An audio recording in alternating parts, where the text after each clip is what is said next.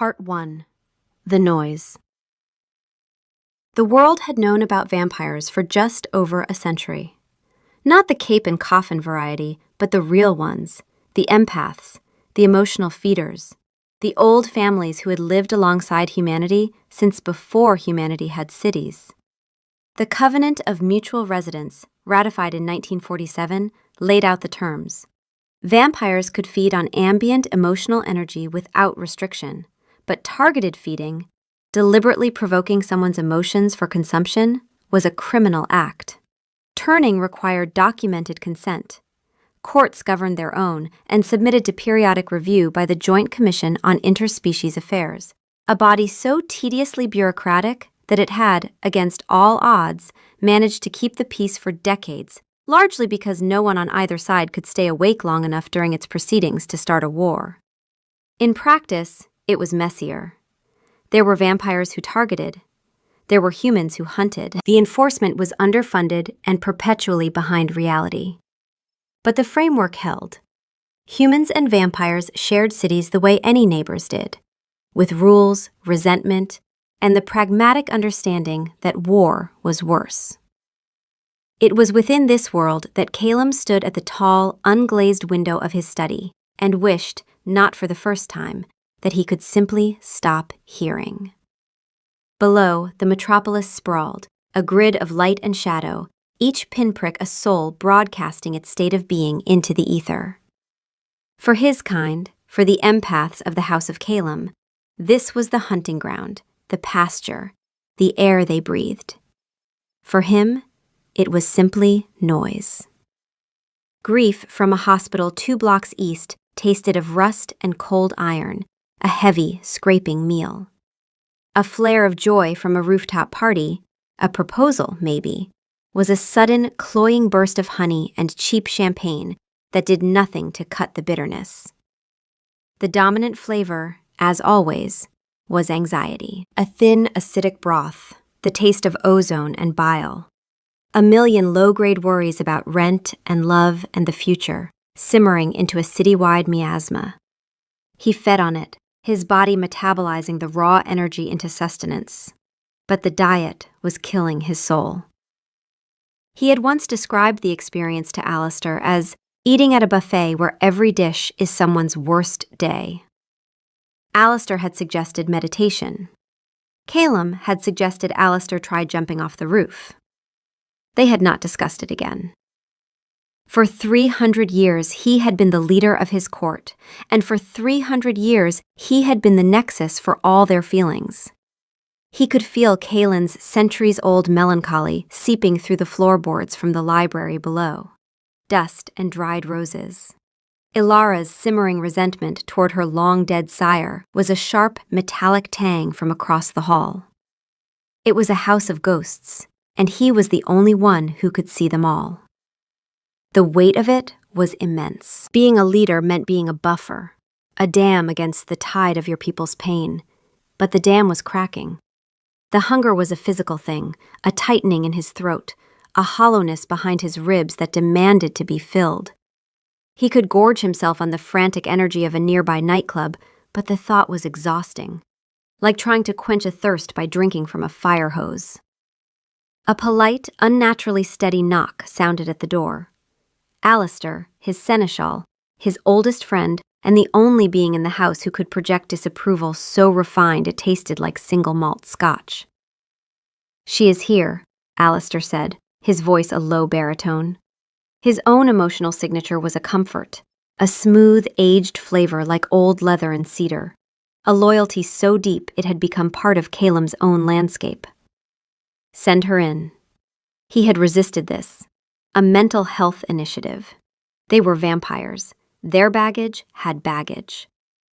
What could a human, a creature of fleeting passions and a lifespan shorter than a single one of Calum's grudges, possibly offer? But the younger members of the court had been insistent, and Calum, feeling his own control erode, had agreed. He had drawn the line at group trust falls. The door opened, and the world went quiet. It wasn't silence. He could hear the scuff of her shoes on the antique rug, the whisper of fabric as she moved. He could hear her heart, a clean, steady drum unburdened by the chaotic static of feeling. But the symphony of the city, the oppressive chorus of his own court, it was as if a wall of thick, soundproof glass had been erected between him and all of it. He could see the storm raging, but he could no longer feel the wind or the rain. The relief was so profound it buckled his knees. He gripped the back of a leather wingback, knuckles white. His senses, which for his entire existence had been turned outward, flooded with the feelings of others, suddenly had nowhere to go. They hit the placid surface of her presence and stopped. For the first time in his memory, he was alone inside his own head. The resulting quiet was vast, terrifying, and the most beautiful thing he had ever experienced. She stepped fully into the room, average height, dressed in the simple, severe lines of professional attire. Dark hair pulled back, face composed. A leather satchel. Nothing remarkable about her, and yet she was the most remarkable thing to ever enter his home. "Mr. Calum, I'm Willa Abernathy. Thank you for seeing me." He stared. He was trying to get a read, a taste, anything. It was as involuntary as breathing. He looked at people and he knew them, their hopes, their fears, the specific ache of their oldest wound. With her, there was nothing. Not emptiness, not repression where he could taste feelings being shoved down, just silence. He had heard of it in the old texts, a vanishingly rare neurological variation. The old term was still-souled. The modern literature called it affective signal attenuation, fewer than 100 documented cases worldwide. Her feelings were real, fully felt, but they stayed inside. She was, to his senses, a perfectly sealed room. It was, he thought, profoundly unfair that such a person had chosen a career in therapy, where her natural gift was indistinguishable from professional excellence. "You're punctual," he managed. 300 years of eloquence, and his opening line to the most extraordinary human he had ever met was a comment about time management. A small, polite smile that didn't reach her eyes. Or perhaps it did. He had no way of knowing. "I find it helps to be. Shall we?" They sat. She opened a tablet, movements efficient. Her language was corporate, mundane, ludicrously inadequate for describing a coven of ancient predators wrestling with immortality. But the absurdity was a lifeline. It was normal. She was normal. And her normality was a shield. "The conflicts are generational," he said. "The world changes, some of us do not. Especially in family-run businesses with deeply entrenched hierarchies. Something like that. Though our onboarding process is somewhat more permanent than most. I noticed the turnover rate was essentially 0, she said without looking up. That's either extraordinary culture or extraordinary coercion." He found himself leaning forward just slightly, trying to get closer to the quiet. The hunger was still there, the hollow ache in his chest, but it was a distant thing now, a noise on the other side of a very thick door. He could think.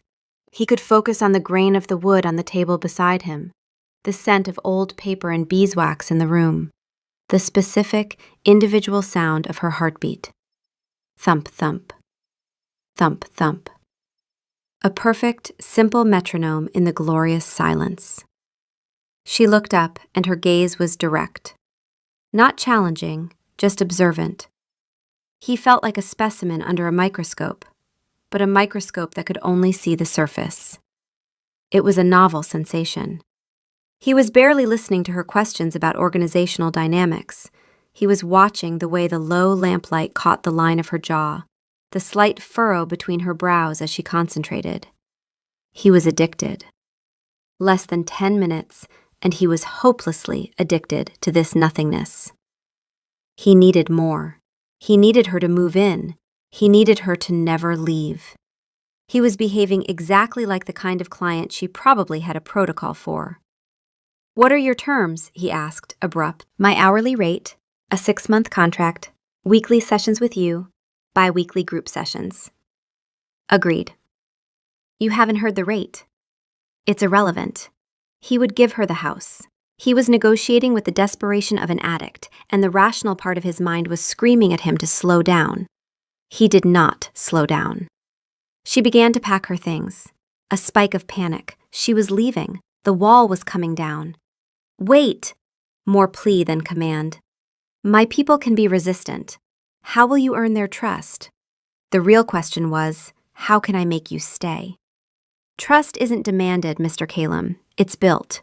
Through consistency, confidentiality, and by demonstrating that I am there to help, not to judge. I don't need to know their secrets. I just need to teach them how to carry them. She closed her satchel. The click of the latch was a death knell. She stood. He stood with her, a reflexive gesture of courtesy that felt archaic and stiff. She held out a hand. He looked at it. A human hand. Warm. Alive. He reached out and took it, his own cold fingers closing around hers. The temperature difference was stark, a reminder of the chasm between them. But the most shocking thing was the contact itself. No jolt of energy, no sudden insight, just skin on skin. The texture of her palm, the pressure of her grip. A purely physical interaction. It was the most empty and the most full thing he had ever felt. She withdrew her hand, gave a slight nod, and turned. He watched her walk to the door, every step taking the silence with her. Alistair opened it from the outside, and she was gone. The noise came back like a physical blow, the city, the court, his own renewed hunger. He stumbled, pressing hands to his temples. He had tasted peace, and the memory of it was a new, exquisite form of torture. Alistair stepped inside. The contract is prepared. A pause. You look unwell. More unwell than usual, which is saying something for a man who has looked vaguely consumptive since the actual age of consumption. She's remarkable, Calum said quietly. She has a firm handshake, and she didn't flinch when Kaelin walked past reciting Shelley at the ceiling. I consider both encouraging signs. Willa sat in her car, engine off, and let out a breath she hadn't realized she was holding. She had known, of course. Since the Covenant, an entire ecosystem of human professionals had grown up around vampire care. Lawyers, doctors, therapists. But for empath courts, ordinary therapists were useless. You couldn't treat a client who could taste your every feeling before you opened your mouth. The referral had come through a smaller, older channel, one for people with her particular neurological profile. Her condition. Diagnosed at 23, affective signal attenuation. Her emotional processing was entirely internal. She felt everything deeply and fully, but her body didn't broadcast. No micro-expressions tied to unconscious leakage, no autonomic tells. Her feelings stayed inside, like a radio playing in a soundproofed room. It had made her childhood confusing. Her mother had worried she was a sociopath. Her first boyfriend had accused her of not caring. She had learned over time to manually produce the smiles and frowns her body didn't generate automatically. Exhausting. But the cost of moving through a world that expected feelings to be visible. For therapy, it was a superpower. She could sit in the blast radius of someone's worst moment and remain stable. Not because she didn't feel it, but because her body didn't amplify it. The referral network had sent her unusual clients over the years. She didn't ask too many questions about the taxonomy. She just did her job. She started the car, the sudden roar of the engine and the burst of the heater feeling aggressively modern, aggressively alive. She pulled away from the curb, glancing in her rearview mirror at the dark stone facade. Her own emotional state was, as always, a neatly organized room. In one corner, professional curiosity. In another, a healthy, rational awareness of risk. In the center, a quiet hum of focus.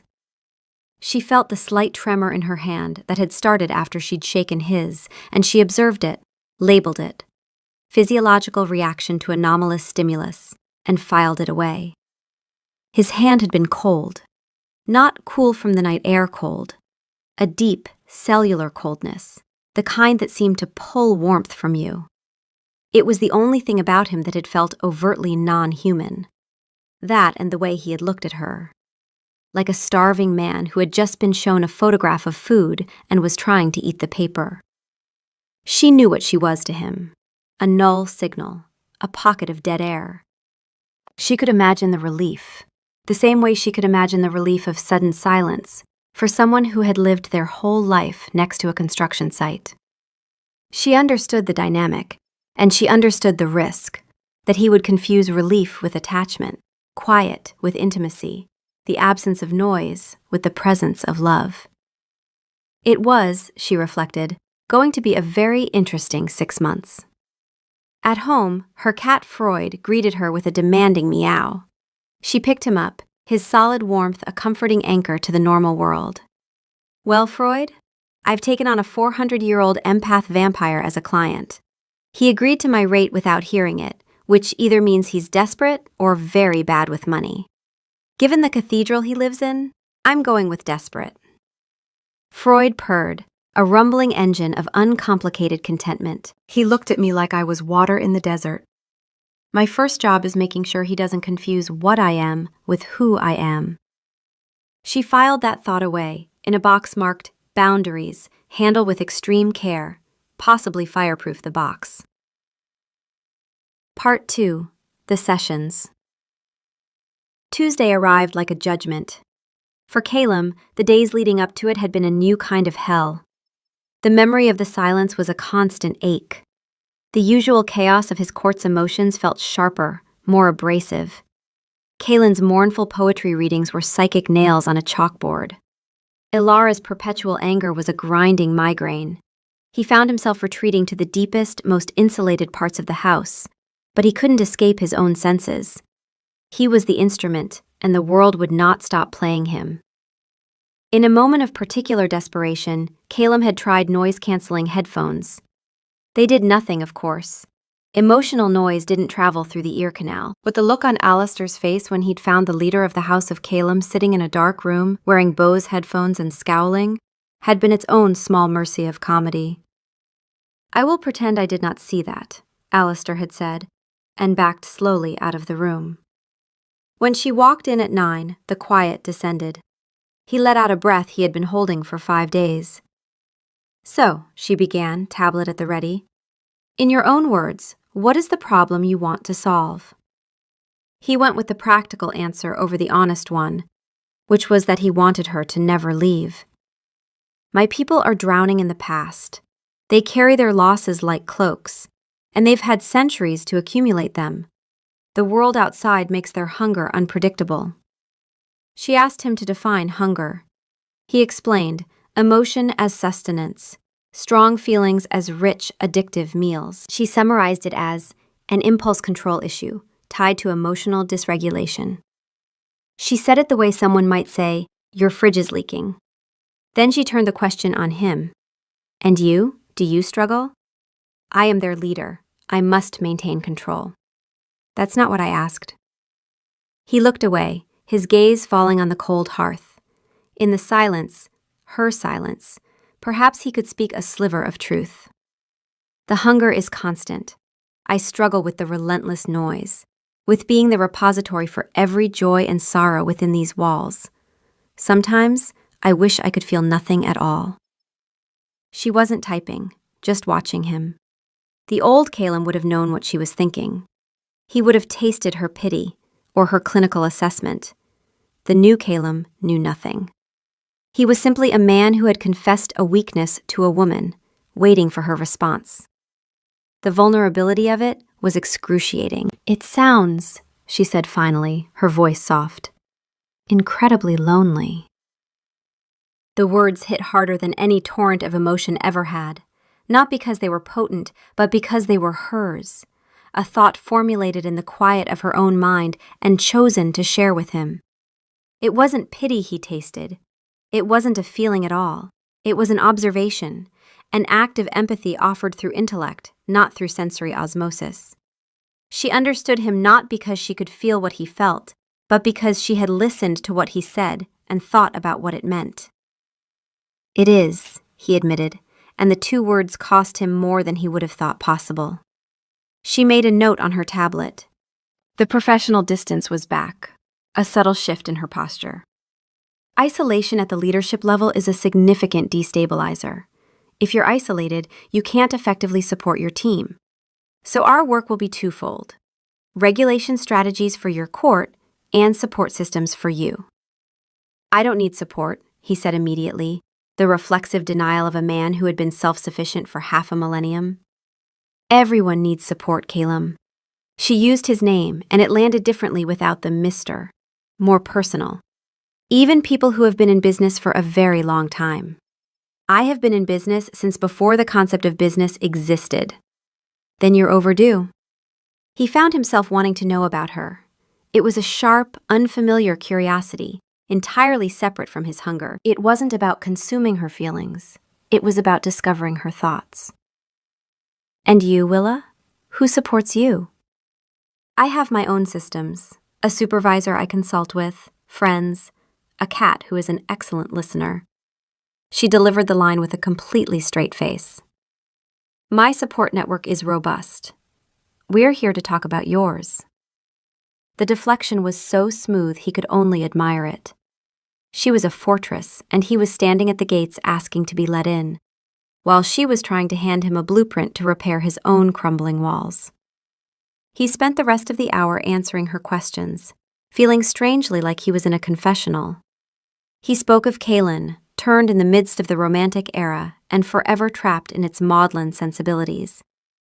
He has been writing the same elegy for 200 years. It doesn't even rhyme. He spoke of Alara, whose rage was the only thing that made her feel alive. He spoke of the younger ones, turned in an age of digital overstimulation, who struggled to find a quiet place in their own minds.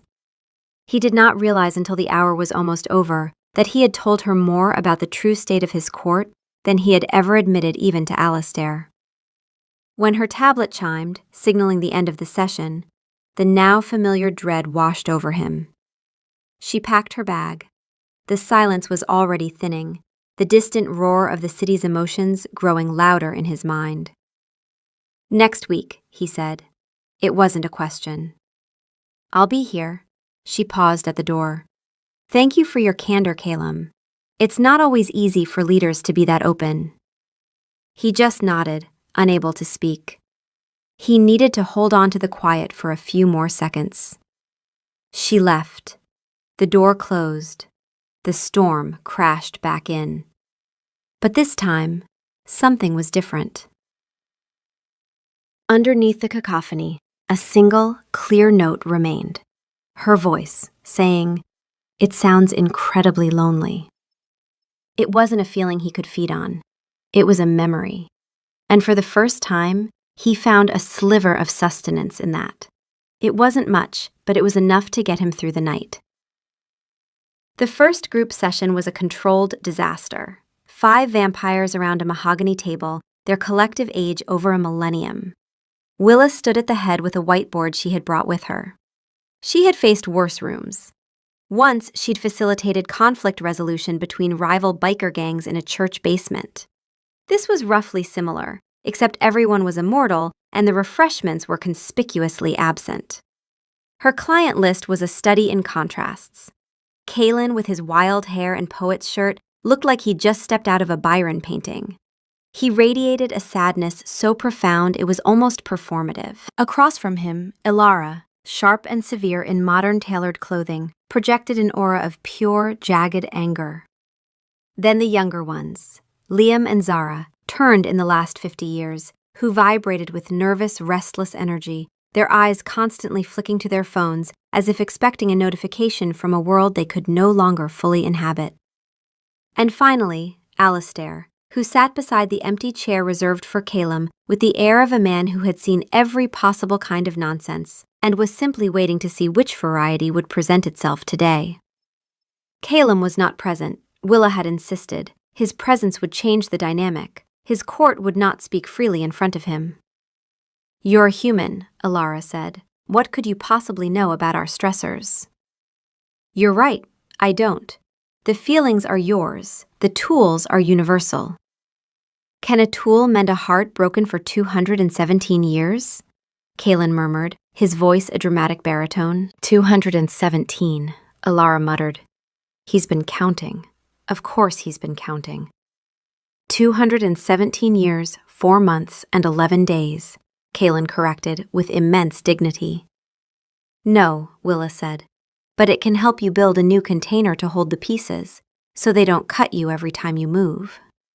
Liam fidgeted, his leg bouncing, the anxiety coming off him a high-frequency buzz. It's the noise. I can't turn it off. Everyone, all the time. Zara looked up from her phone. I miss just being bored. A pause. Also, I miss garlic bread. That's not related, I just wanted to say it out loud. When Willa tried a grounding exercise, Alara and Kaylin weaponized it immediately. What I can taste is your cloying self-pity, poet. And I yours, harpy, a rage as tedious as it is unending. Oh good, Alistair murmured. We've reached the name-calling portion. That usually takes at least 20 minutes. The temperature in the room dropped. The air crackled with their mutual hatred. Okay, Willa said, her voice cutting through the tension. She didn't raise it, but it had a quality of quiet authority that made them both pause. Let's reframe. Ilara. Kaylin is not a thing you can taste. His emotional state is an external stimulus, like a loud noise or a bright light. Your reaction to it, the anger, is yours. Let's focus on that. Feel the chair under you, she instructed. The fabric of your clothes against your skin. The coolness of the air. These things are your reality. His feelings are his. You are separate. Alistair, who had been largely silent, spoke. She is right. We have forgotten. We have become porous. We were born porous, Ilara snapped. That's the whole point. The point, Willa said evenly, is that porosity without choice is just flooding. I'm not asking you to stop feeling. I'm asking you to choose what you do with what you feel. It was a revolutionary concept. For them, the lines were perpetually blurred. They lived in a soup of shared emotion. The idea of a firm boundary, a self that was distinct from the feelings of others, was utterly foreign. From the doorway, Caleb watched, hidden in the shadows. He had told Willa he wouldn't attend. He was, he reflected, turning into the kind of person who lurked in doorways. 400 years, and it had come to this. He watched her navigate their ancient pathologies with her calm, sensible toolkit. She didn't try to solve Kaylin's grief. She gave him a technique for containing it. She didn't try to placate Alara's rage. She gave her a language for owning it. He felt a surge of something he couldn't name. Not just admiration. Hope. A terrifying, fragile thing. He had brought this woman here for his own selfish reasons, but she was actually helping. She was healing his court. Later, long after the others had dispersed, he found her in the library alone, wiping down her whiteboard. They didn't eat you alive, he observed, stepping out of the shadows. She didn't startle. He was beginning to suspect she was impossible to startle. It was a productive first session. They have centuries of unexpressed feelings. It's going to be messy for a while. Messy is our natural state. You're a good liar, she said, her voice conversational as she capped a marker. He froze. I beg your pardon? You told me you wouldn't attend the session. You were in the hall for 45 minutes. Your shadow is quite distinct. Also, you breathe very loudly for someone who doesn't need to breathe. He was caught. It was a strange feeling. No one had caught him at anything in a very long time. I was curious. Or you don't trust me. No, he said, and the word was instantly, absolutely true. I trust you. I just needed to see it. The work is for them, Caleb, and for you. It's not a performance for you to observe. The rebuke was gentle, but clear. Another boundary, neatly drawn. He found himself standing very close to her, close enough to see the faint lines around her eyes, to feel the ghost of warmth radiating from her skin. He had an overwhelming urge to reach out, to touch the smudge of marker on her cheek. He resisted. It was the hardest thing he had done all night. "I apologize," he said, and he meant it. "It won't happen again." She held his gaze for a moment longer, then gave a single, sharp nod. Good. A clear dismissal. He was being managed, handled, like one of her volatile clients. It should have been insulting.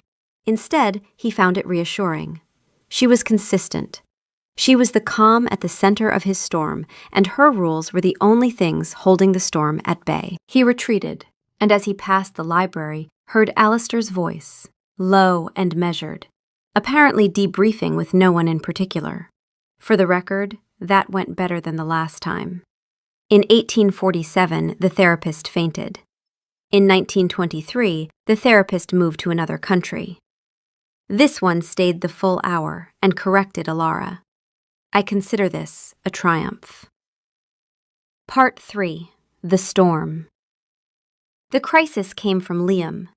Young, volatile, turned in the late 90s, who had never known a world without the internet's incessant hum, and who had found immortality to be an amplifier for his anxieties. He'd been trying Willa's controlled exposure exercises, short forays into the city during its busiest hours, using the grounding techniques to build tolerance. It backfired spectacularly. Calum felt the psychic detonation from 3 blocks away. Pure, undiluted terror that tasted like sheared metal and burning electricity. It made him stagger, one hand flying to the wall. Alistair was at his side in an instant. "Liam? Where is Willa?" "Her session ended an hour ago. She's gone." "Find her. Bring her here, now." Calum flowed out of the house and into the night, letting Liam's terror be his beacon. He found him in a narrow, rain-slicked alley, huddled behind a dumpster. The young vampire was shaking, his eyes wide with a horror that wasn't directed at anything in the alley, but at the world of feeling crashing down on him. He was an open psychic wound, screaming into the void. The raw despair was a feast, a sickeningly rich torrent of power. Calum's own hunger flared in response, an instinctive pull toward the strongest source of energy. He had to fight it down, the effort making his teeth ache. "Liam," he said, his voice low and calm, trying to cut through the kid's internal storm. Liam flinched, scrambling back. "I can't. It's too loud. Everyone is so scared and angry and sad, and I can feel it all. I can taste it. It's in my head." Calum knew exactly what he meant. He had felt it his entire life. But he had centuries of practice at building dams. Liam had none. He could sedate the boy, drain the terror until Liam was a listless husk. That was the old way. It was what his own sire would have done. The thought left a vile taste. A car screeched to a halt at the alley's mouth. Willa walked into the psychic hurricane without flinching. Her face was pale in the flickering neon from a nearby bar sign, but her expression was perfectly composed. Her neurological silence was, in this alley, a kind of armor. Liam's terror crashed against her and found no purchase, no emotional surface to amplify off of. She was a break in the feedback loop. She didn't approach quickly. She just stopped, about 10 feet away, set her satchel down, and breathed. In and out. A steady, human rhythm. Liam's frantic movements slowed. He peeked through his fingers. "Liam," she said, incredibly soft. "I'm here. You're in an alley off 8th Street. It's raining. The ground is wet." She was narrating reality, simple, verifiable facts. An anchor in the storm of feeling. "I can hear your heart," he whispered. "It's so slow." "Yes. Can you hear it? Just focus on that one sound." Calum watched, mesmerized. She was doing what he, with all his power and centuries of experience, could not. He only knew how to consume. She knew how to hold. But he could see the cost. The psychic pressure was immense. Her neurological wiring meant she didn't amplify it, didn't feed it back into the loop, but the raw energy was still pressing against her. He could see it in the white of her knuckles, the careful control of her breathing, the way she planted her feet wider, as if bracing against a physical wind. She was a breakwater, and the wave was enormous. He knew what would happen if her walls cracked. Her condition meant the pressure had nowhere to go. Not a breakdown, a shutdown. Cardiac stress, neurological overload. Her heart had stopped for 11 seconds once, at 25, after a session with a client in psychotic crisis. The neurologist had said it was like a circuit breaker tripping. She didn't leak, she broke. Slowly, painstakingly, she talked him down. No jargon. She asked him to describe the color of the brick wall, to smell the rain. She never told him to stop feeling. She just gave him other things to feel, too. After what felt like an eternity, Liam was uncurled, leaning against the wall, breathing still ragged, but no longer hysterical. The psychic storm had passed, leaving behind the exhausted, ozone-scented aftermath of a lightning strike. Willa's hands were shaking. Caleb took one, cold now, trembling. He curled his own cold fingers around hers. "You're shaking," he said softly. Physiological response, adrenaline aftermath. Clinical, detached. He brought her hand to his lips and pressed a kiss to her knuckles. The skin was cool, but alive. The gesture was archaic, from another century, but it was the only thing he could think to do. An act of reverence, an act of gratitude. When he looked up, her professional mask had slipped. Her eyes were wide. The silence between them stretched, filled only by rain and the steady beat of her heart, which was, he noted, not quite so slow anymore. He had crossed a line. They both knew it. And neither of them was moving to cross back. She pulled her hand away, not with a jerk, but slowly. She tucked it into her coat pocket, hiding the tremor. "I should go." "What you did was not in the contract. You put yourself in the path of that storm. If your walls hadn't held..." "I know the risks of my own condition better than you do." Her voice shook. "They have to be strong enough. It's the only way I can do this work. If they fail, I don't get to try again." He felt something crack inside his own chest. Not hunger. Something deeper, locked away so long he'd forgotten it existed. It felt like a door opening in a room he had bricked shut centuries ago. "Willa," he said, and his voice was rough. "I will not let that happen to you. Not here. Not because of us." She looked at him, and for a moment, the therapist and the woman stopped fighting. She was just a person standing in the rain who had almost died once for doing her job and was somehow still doing it. And he was just a man, an ancient, inhuman, desperately lonely man who wanted more than anything to make sure she never had to stand in a storm alone again. He shrugged off his long coat, heavy cashmere, 50 years out of style but impeccably made, and draped it over her shoulders. It dwarfed her. She started to protest. "I'm fine. Really." "You are not," he countered gently.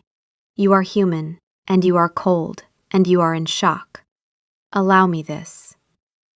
The coat smelled of him, of old books and night air, and something uniquely Kylam, a scent like cool stone and quiet longing. She pulled it tight, and the professional in her logged the gesture as a capitulation. The woman in her simply felt safe. Alistair was waiting at the car, holding the passenger door open with the practiced ease of someone who had been opening doors for people since doors had latches instead of handles. Willa was exhausted, her carefully constructed inner world feeling thin and brittle. She let Alistair lead her to the car. Before she got in, she looked back. He was still standing in the alley, a dark, still figure against the wet brick. He hadn't moved. He was just watching her, and she thought, absurdly, that he looked like a man who had just realized something important and was still deciding whether it was wonderful or terrible. At her door, Alistair paused. "In 400 years of service, I have never seen him give anyone his coat. He is very particular about that coat." Inside, she leaned against the closed door. Freud wound around her ankles, meowing with concern. "I'm in trouble, Freud." She pressed her face into the collar of the coat. "He kissed my hand. In an alley. In the rain." It was the most ridiculous, antiquated, objectively inappropriate thing that has ever happened to me. And I didn't hate it. Freud sat down and stared at her with the calm, judgmental patience of a being who had never once experienced a moral dilemma. "Don't look at me like that. You eat your own hair." She would call her supervisor in the morning. She would discuss referral options, transition plans, the ethical implications of developing feelings for a client who is a 400-year-old vampire, a sentence she was fairly certain had never appeared in any ethics textbook. She would be responsible, ethical, disciplined. But tonight, she sat on her apartment floor in a borrowed coat that smelled like centuries and cedar, and let herself feel what she was feeling without filing it away. Part 4. Silas. Silas did not knock. The ancient oak doors shuddered open as if kicked, and he stood on the threshold, a silhouette against the city's lurid glow. He brought the emotional stench of targeted feeding, illegal under the covenant, not that Silas had ever let legislation interfere with his appetite. He was from Calem's own generation, turned in the same bloody decade of the 17th century. He represented everything Calem was trying to lead his court away from. He also had the interpersonal style of a man who had been told he was charming once, in 1672, and had been dining out on it ever since. Calem and Alara, in the middle of a rare, quiet game of chess in the main hall, froze. Alara's hand tightened on a marble rook, her anger flaring hot and sharp. Calem's melancholy curdled into something that tasted like dread. Calem descended the main staircase, his own feelings a placid, controlled lake. He would not give Silas the satisfaction of a reaction. "Silas, to what do we owe this unpleasantness?" Silas's eyes scanned the room, his senses sweeping over it like a carrion bird searching for a meal. He tasted Alara's rage and grinned. A feast, as always. His gaze fell on Calem. "And dessert. What's the matter, poet? Did your muse die again?" "Leave him alone," Calem said, his voice quiet but with an edge of steel. Silas's attention shifted back. "Ah, there it is. The famous control. I've heard the rumors, you know. A therapist." He said the word like it was a species of insect. "Is that what the great house of Calem has been reduced to? Sharing your feelings?" "Feelings are what we eat, Silas," Alistair said from the top of the stairs. "It seems prudent to understand them." "Alistair, still alive, how tediously predictable." "I aim to bore." Then Silas noticed Willa. She was just emerging from the library, her session with Zara having just concluded. He extended his senses, probing, and hit the void. Where Calem had felt relief, Silas felt challenge. A locked door was, to him, an invitation to break it down. No. I haven't encountered one in a century. The last was a monk in Kyoto. Dull man. Lovely screamer, though, once I found the right lever. He stepped toward Willa. "I wonder what it would take to make her scream. There's always a way in, even with nulls. You just have to push hard enough." Willa's heart rate climbed. Calem could hear it, a frantic drumming that was a stark contrast to her utterly composed face. She didn't move, didn't speak. She just watched Silas, her expression the neutral, observant mask of a therapist assessing a threat. Internally, she was running calculations. Distance to the door, Calem's position, whether the heavy brass lamp on the library table would make an effective weapon against an immortal. The answer was no, but the thought was comforting. It was, Calem noted with cold precision, a confession of targeted feeding in front of 5 witnesses. Under the covenant, enough for a formal complaint. Under court law, enough for considerably more. Calem felt a cold, clean rage rise in him, different from the hot, messy anger of his youth. This was a protective fury, precise and sharp. But he didn't let it show. He moved between them. He didn't give Silas the emotional outburst he craved. He did what Willa had been teaching him to do. He regulated. "You are a guest in my house, Silas," Calem said, his voice unnervingly calm. "And you are no longer welcome. Leave." "Or what?" Silas sneered. "You'll lecture me to death?" Calum didn't move. He simply stood there, a bulwark of utter placidity. He projected nothing, no anger, no threat, no fear. He starved Silas of the emotional oxygen he needed to fuel his fire. He made the space around them a vacuum. It was the ultimate insult to a feeder, to offer him a plate of nothing at all. Silas faltered, confused. His provocations always got a reaction. Calum was giving him quiet professionalism. It was disorienting. He lunged at Willa. Calum's hand shot out, catching Silas's wrist in a grip of iron. The crack of bone was sickeningly loud in the quiet hall. Silas howled, a sound of pure pain and frustrated rage. Calum released him, and the other vampire stumbled back, clutching his broken arm. I said, leave.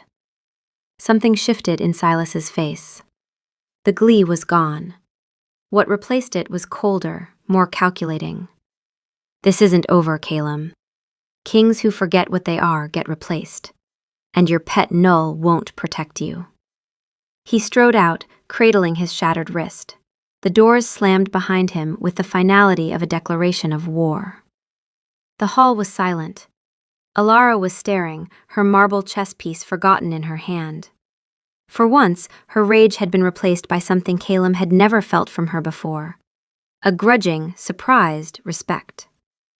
Calum looked from the door to Calum, a dawning recognition in his eyes. Well, Alistair said from the stairs, that was bracing.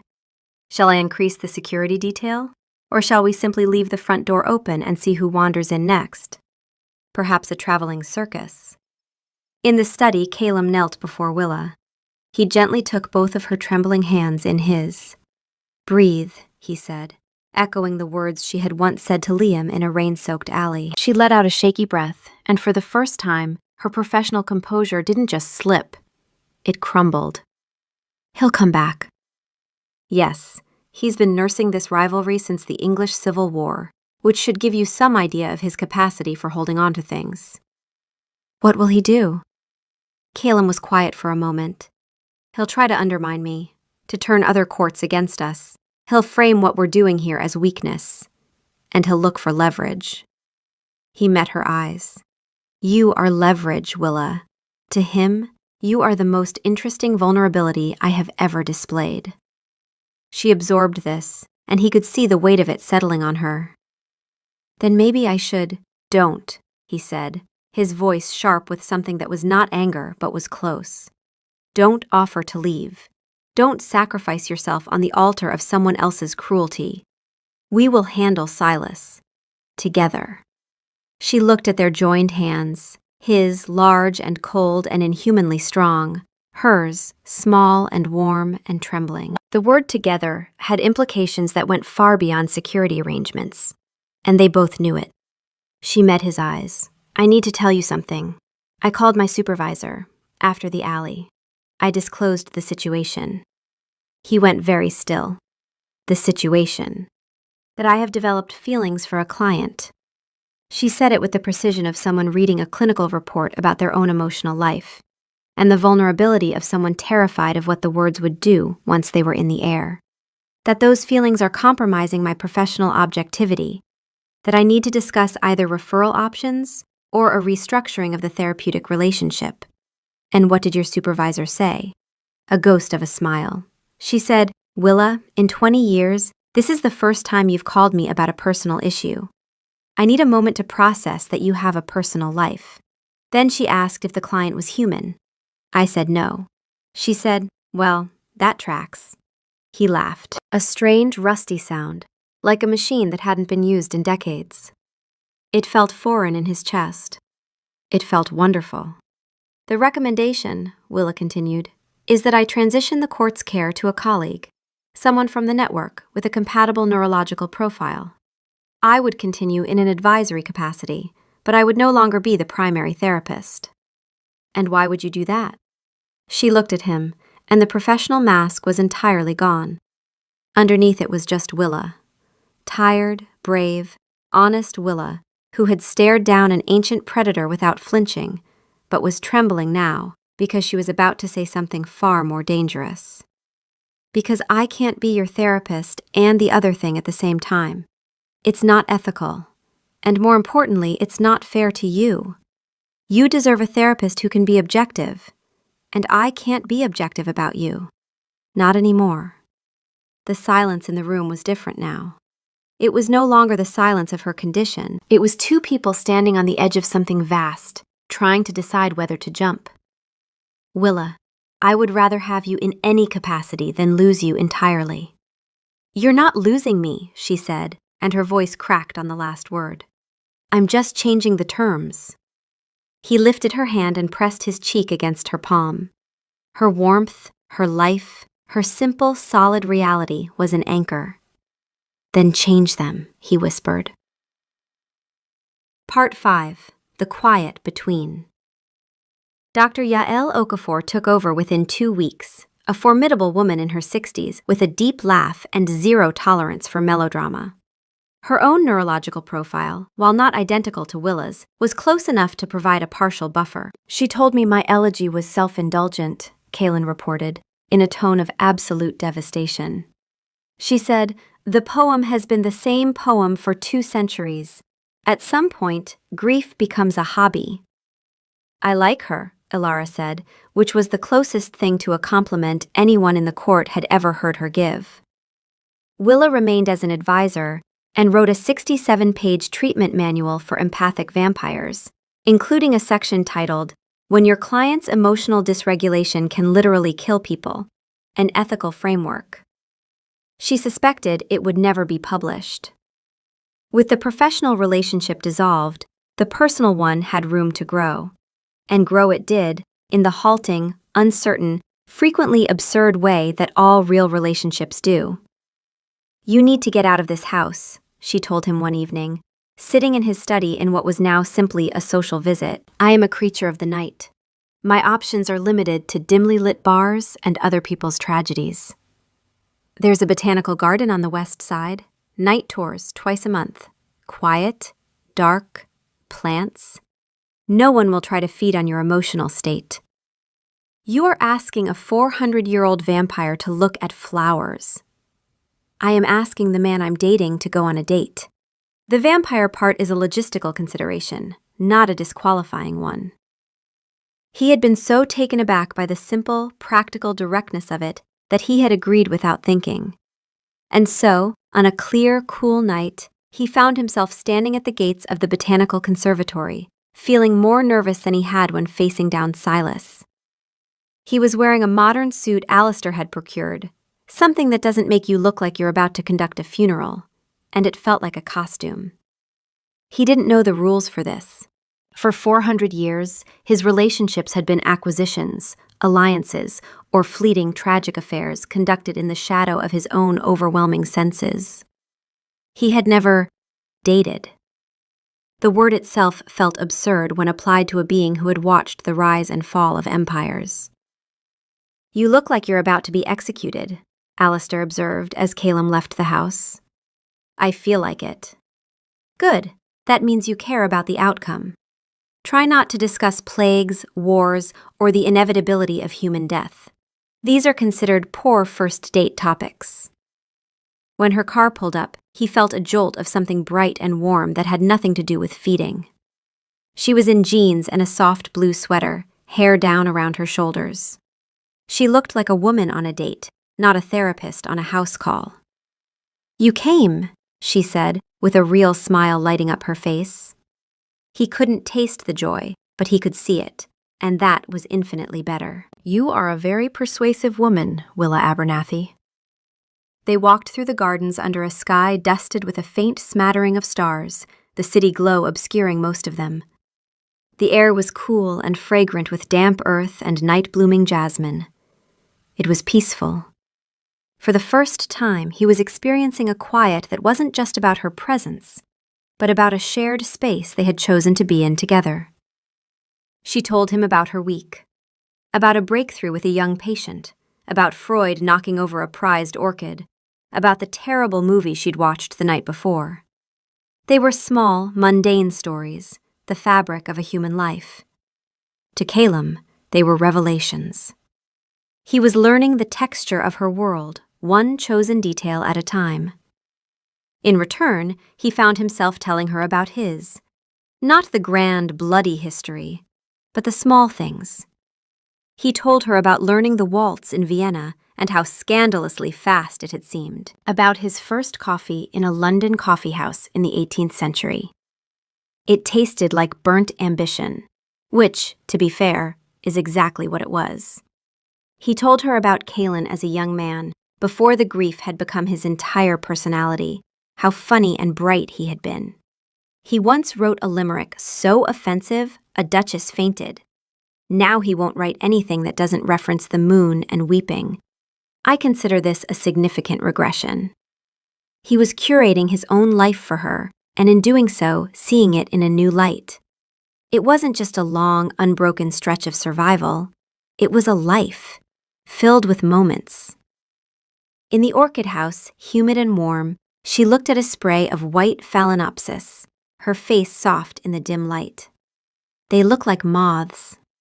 He wasn't looking at the orchids, he was looking at her. The old Callan would have tasted the desire radiating from her, would have known his advance was welcome.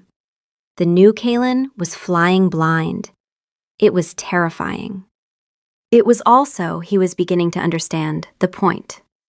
This was what humans did every day. They reached for each other. Without certainty, armed only with hope and the accumulated evidence of small gestures. He took a step closer, his shoes silent on the damp stone floor.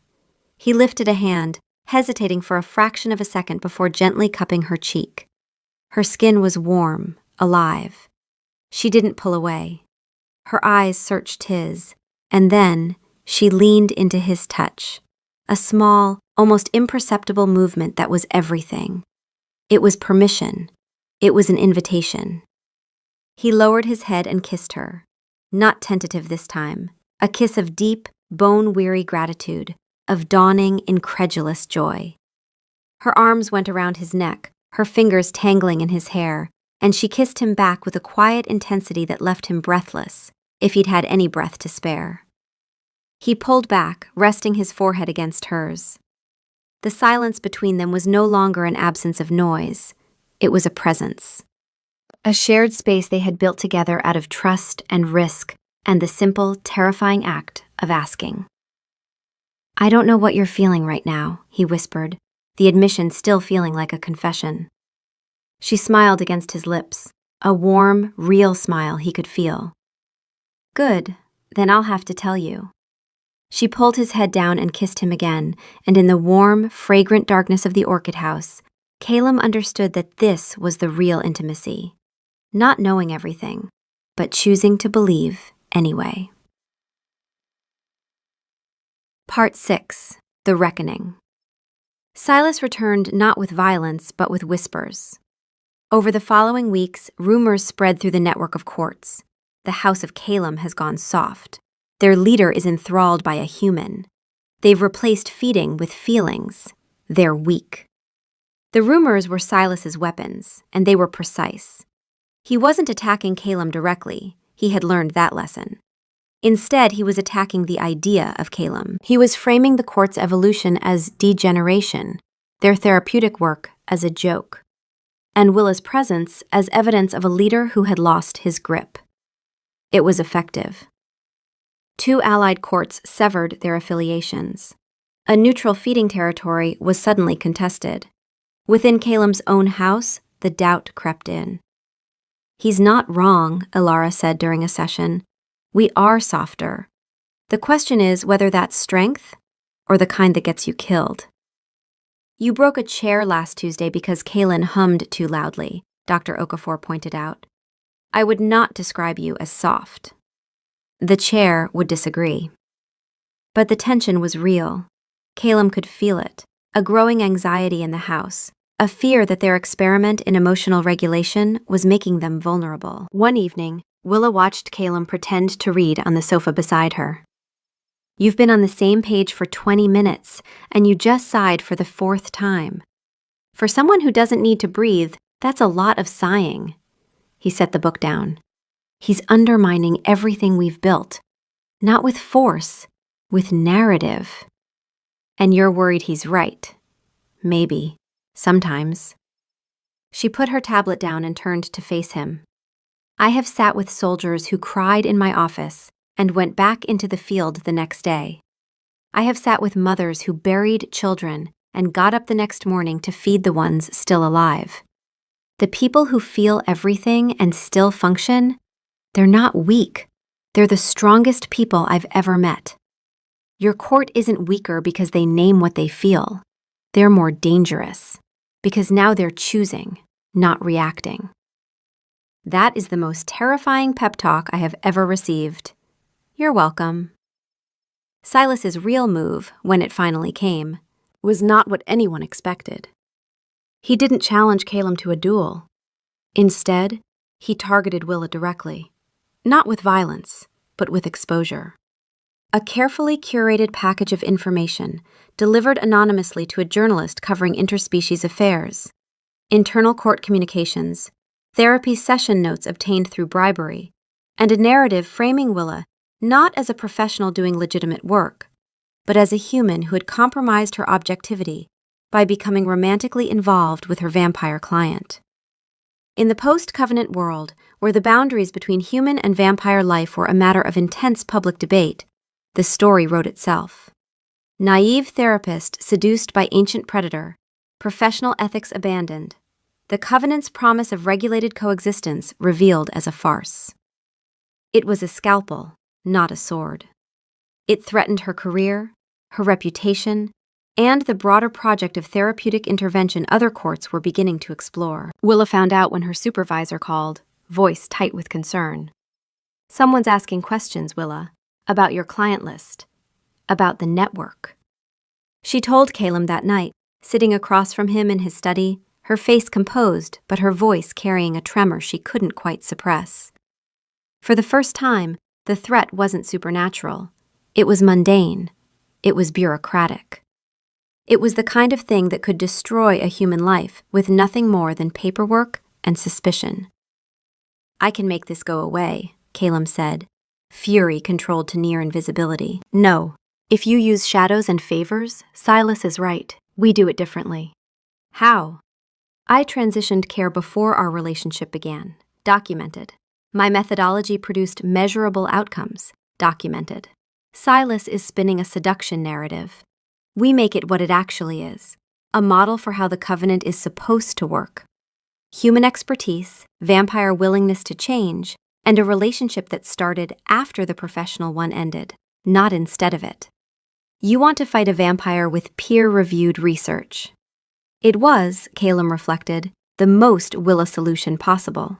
She was proposing to defeat a 400-year-old vampire's campaign of destruction with documented ethical compliance and verifiable clinical data. I want to fight a bully with the truth. The medium is secondary. Also, I want to file a formal complaint with the Joint Commission about his targeted feeding.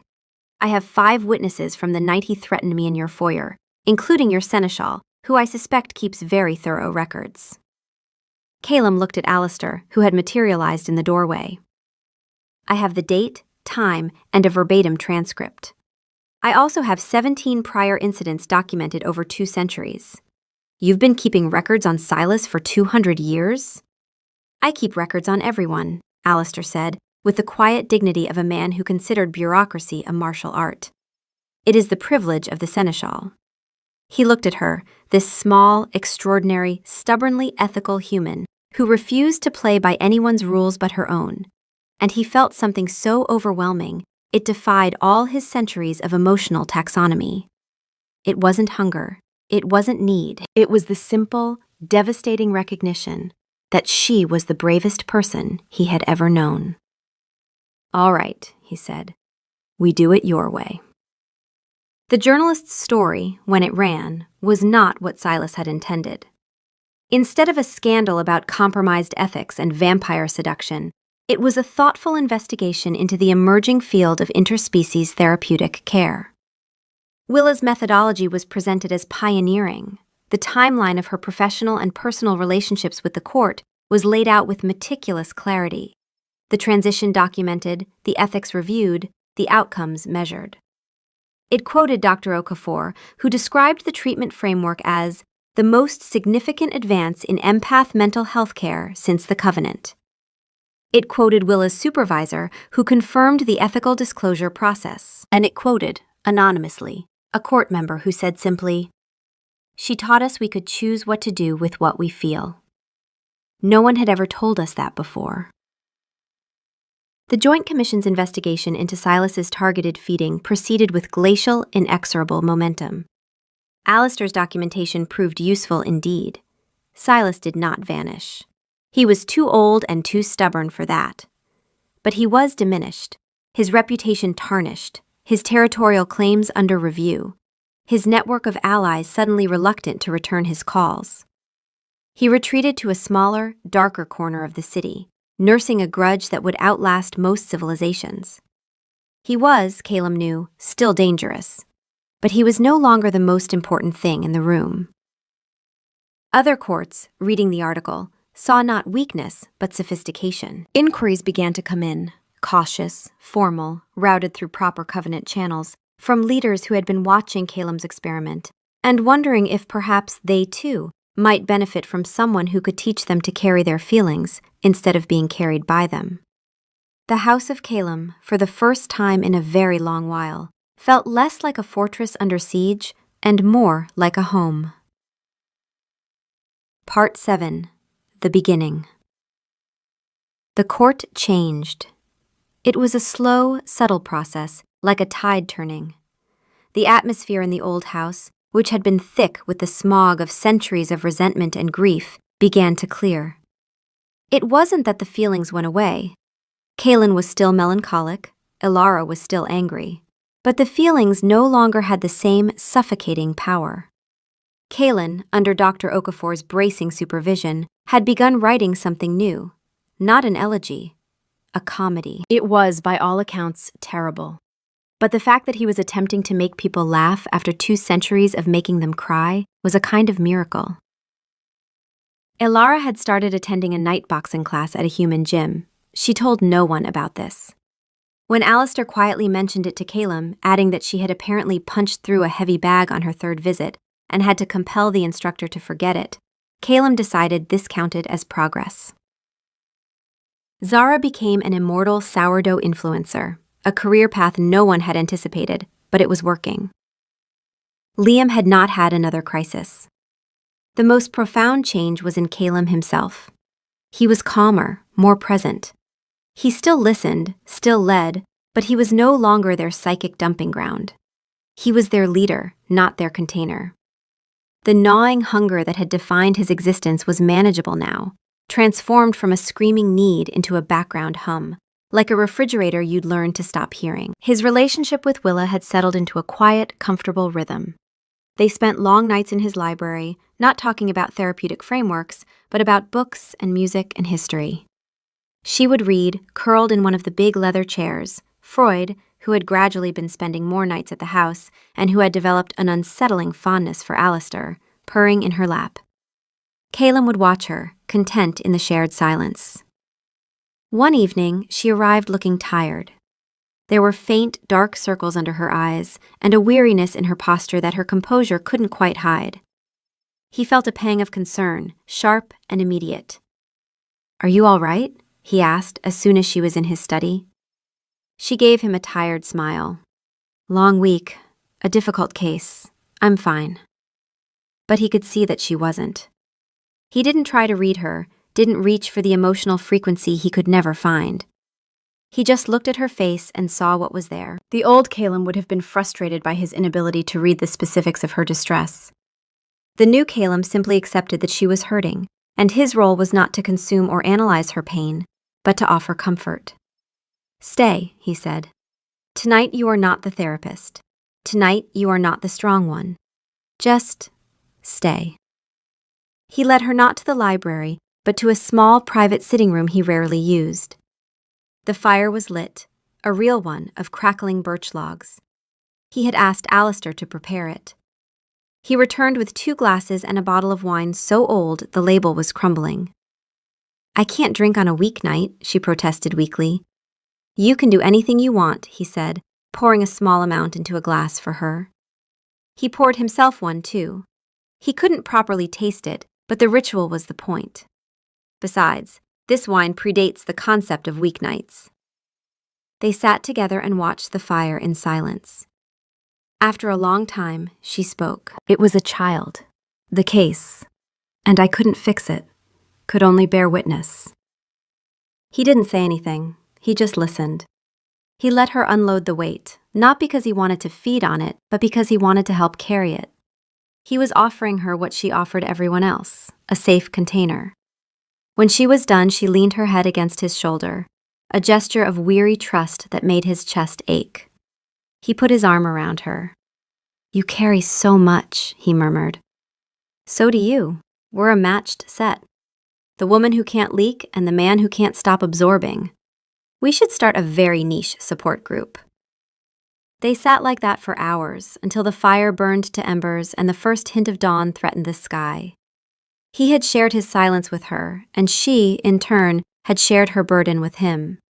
It was an even exchange. It was, he thought, what love actually looked like when you stripped away the poetry and the grandeur.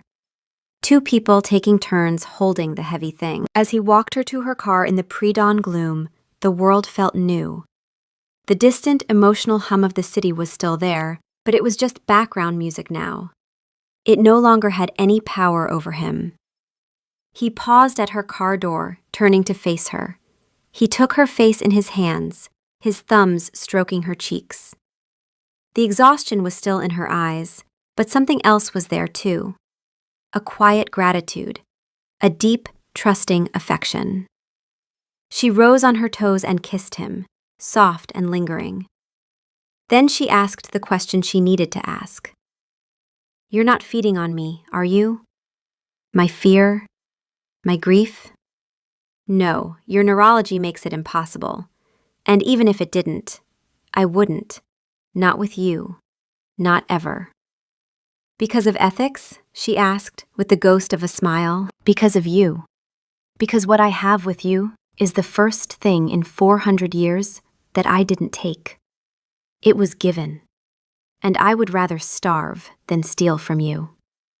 She held his gaze for a long moment, and he watched something shift in her face. Something he couldn't read but could feel, the way humans feel the warmth of a fire, even with their eyes closed. She was letting him in. Not through her neurological walls, those would never change, and he was grateful for it. But through the other walls, the ones she had built herself by choice. The ones that came down only for people she trusted absolutely. She took his hand, warm fingers lacing with cold. "So tell me, what does love taste like?" He looked at their joined hands, at her face illuminated by the first pale rays of a sun that would send him fleeing indoors. He thought of her silence, her strength, her warmth. The gift of not knowing, the gift of trust, the gift of choice. "I don't know," Caleb said, and his voice was filled with a joy so profound it was its own nourishment. "I have no idea." And for the first time in 400 years, not knowing felt exactly like hope. It felt like a beginning. It felt like everything. Behind him, from a window on the second floor, Alistair watched them, a rare, genuine smile on his ancient face. Freud sat on the windowsill beside him, purring. "Well," Alistair murmured to the cat, "it only took him 4 centuries." Freud kneaded the velvet curtain and said nothing, which Alistair took as agreement.